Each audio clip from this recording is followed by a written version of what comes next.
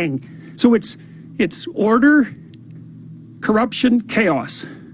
Order, corruption, chaos. That happens 6 times now. So there's an idea behind it. The idea, because the state keeps rising, there's an idea that emerges out of that the aim is the perfect state. That's a utopian dream that arises out of that, let's call it, learned process over thousands of years. If we could only get the state perfect, if we could only get the state of perfect, well, let's say like the state of Israel, or the Russian state, the communist state, if we could only bring utopia in at the political level, our problems would be solved. Well, then what happens is there's a transition in conceptualization, and that happens with the New Testament.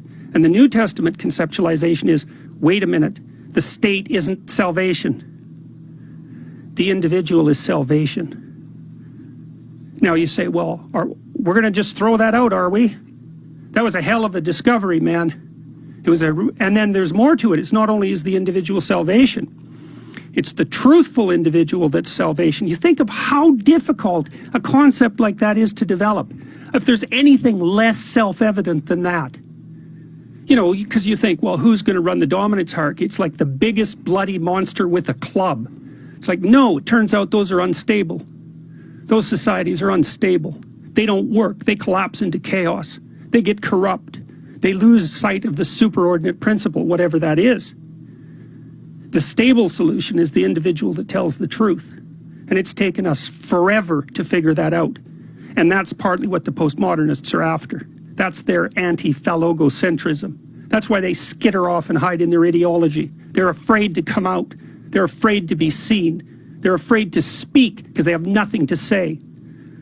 So we have to get sophisticated about this stuff, or we're going to throw it away without understanding it.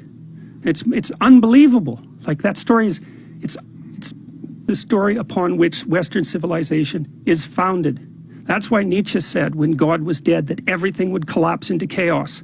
He didn't say that triumphantly. He knew what was going to happen. So did Dostoevsky. That's why I admire those people so much. They knew what was coming. So what I've been trying to do, and I've been guided in large part by Jung, because he was the first. See, Jung took Nietzsche's problem seriously. Nietzsche said, look, we're losing our faith, we're losing our ability to relate to this superordinate ethical principle. And he actually blamed Christianity for killing itself with the sword of truth that it had produced. Said, so we're going to lose this, and it's big trouble, make no mistake about it, because our whole society is founded on those principles. We get rid of the animating spirit at the base of it, we're going to lose all of it.